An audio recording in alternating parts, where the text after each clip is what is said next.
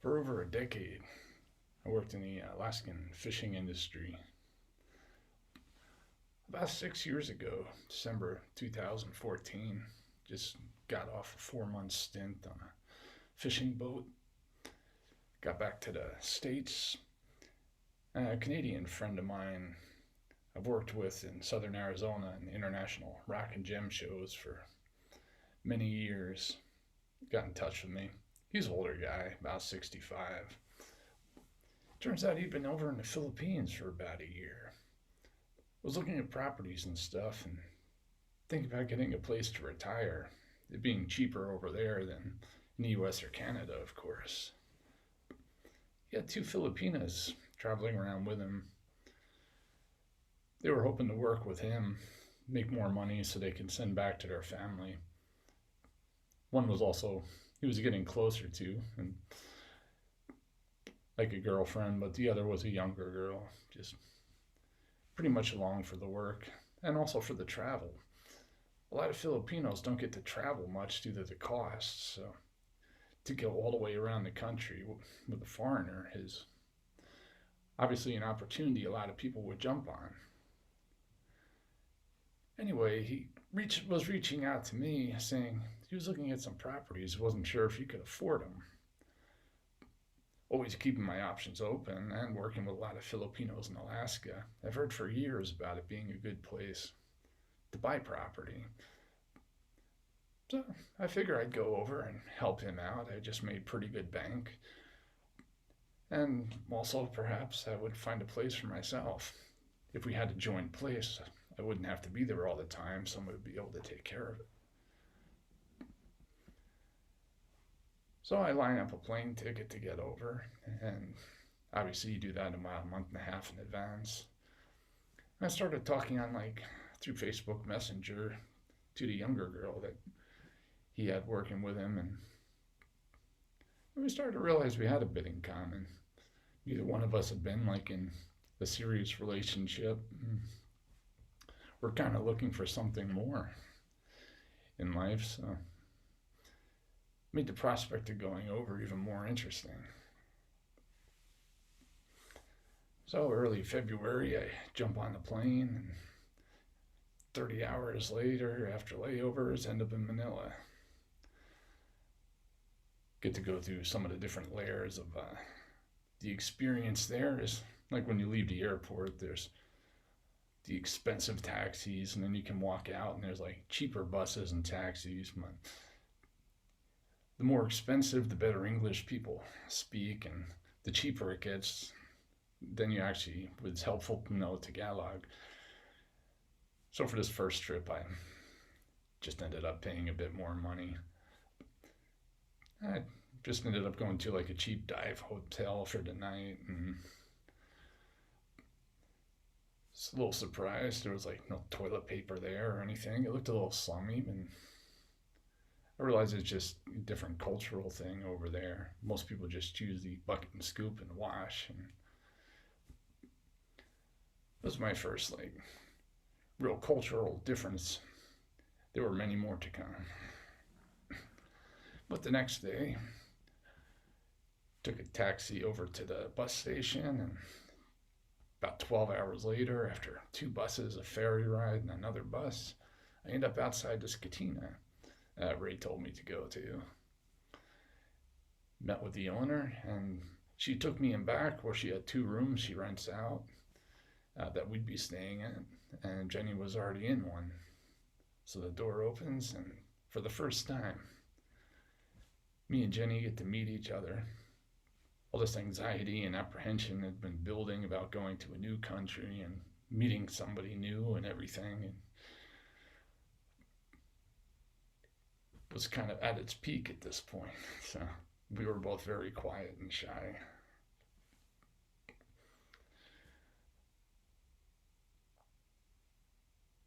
I guess my first impression was really good. I think she was quite attractive and very honest and helpful. During my first day, I had a rather embarrassing moment as I used the gravity toilet for the first time. have an American-sized turd in this little Filipino crapper, and I have to go out to this person I just met, literally less than 24 hours ago, and say, how do you operate this thing? Because there's no like flush plumbing. It's just, I was like, I gotta be missing something. Apparently, the same bucket and scoop you use for wash, you use for flush. So I learned. The next 2 days while we waited for Ray were a little less embarrassing. Got to experience open air markets and also street foods. Some of those were obviously quite another cultural shock, because like you would have a lot of sticks with stuff on it, skewers. Some were like squares of blood, or it could be day-old chickens, or even balut, little half-formed duck embryos and eggs.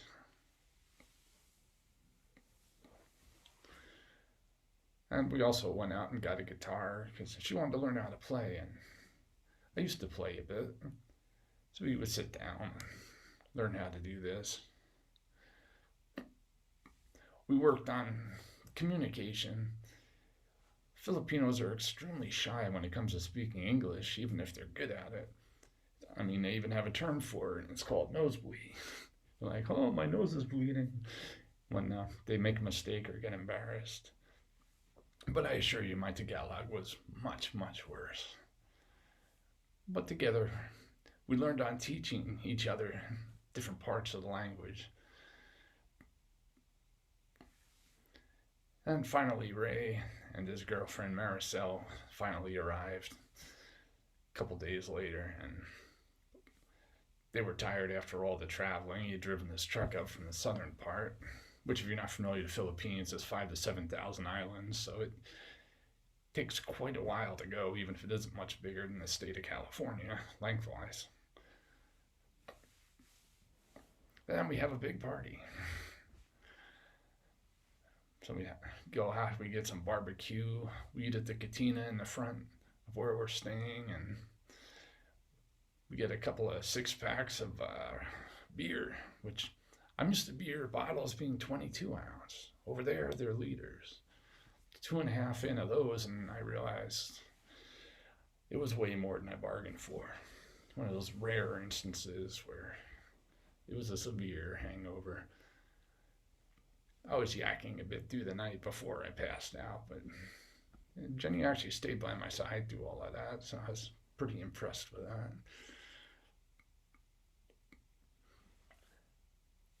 And then we went out with the realtor looking for properties the next day and spent a couple days doing that. We looked at 2 or 3 different ones and finally settled on one out in the country. It was about maybe 5 acres. It had like coconut, banana, tamarind tree on there, little house, even little pineapple plants. It was about 3,000 each by the time we settled on it. No electric out there. Ray was thinking of doing solar anyway. So all of us kind of agreed that, this is a good property. Ray was looking for a place where he could grow stuff and, be able to sell it at market. There was even a little like 1/4 acre section that was already kind of designated as a rice field too. It just hadn't been used in a while. Me, like I said, was just maybe looking for someplace I could use as like kind of like just have a little house on. I could come over and retire. And looking as it was, might be getting with Jenny, it was like, well, it seemed like they'd be able to make money for their family, and when I wasn't there, and it seemed pretty good overall. We moved from the Katina into a different property less than a few days after Ray got there, because obviously it was much cheaper. This was like a real monthly rental we moved into, so it was like $20 a month or something, or 25. Had a little hand pump outside. There's one thing I'd noticed since like Ray and Marisol got here, and Jenny had talked about before too, was Ray and Marisol had a lot of screaming arguments, and it was kind of hard to deal with. So since we had pretty much settled on the property and we're just kind of hanging out, I mean, after a week and a half of that, me and Jenny were both like, ah. It's like, all right, hey Jenny, you want to go somewhere, right? And she's like, yeah. Well, you wanted to go to Porto Galera, this tourist trap up at the top of the island we're on. And she's all excited. Yes, yes. So, okay. I mean, I grew up in the Hamptons. I know what tourist towns are like. Like I said, most Filipinas, they don't travel, due to cost. So it's like a rare treat that it's like people really dream about, kind of. So I'm like, okay, fine. Leave Ray and Maricel alone and we can go get a little quiet and go hang out on the beach for a couple of days. So on the bus we go and we're headed north. We stop at a supermarket. We get a couple bags of junk food, maybe some bread, tuna fish, chips, whatever, because I know the food's going to be really expensive there. So spending most of my money on the property left me pretty little for traveling around. I wasn't expecting on really doing anything. So this was just kind of a make it work on a budget trip. So we get there and we find a reasonable place, after a little looking around. Noisiest bed I ever seen. But it's pretty close to the beach. We don't really eat out at restaurants. That's what all junk food was for. So, and like at night, there's still like free beaches and stuff. Had a little bit of money, so we were able to do some island hopping and snorkeling for like a day or so. So we did get out to do some stuff. It was pretty cool. We had a lot of fun. I know trying to help Jenny swim for the first time. She was very nervous because it hasn't really been.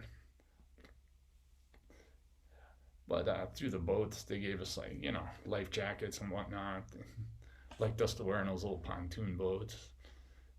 So she was able to wear one when we got to one of the islands too.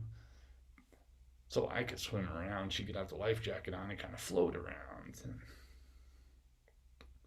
it was good. We had a fun time, and then we went back and kind of had a little time together, and it was time to head off. And that was my first trip to the Philippines.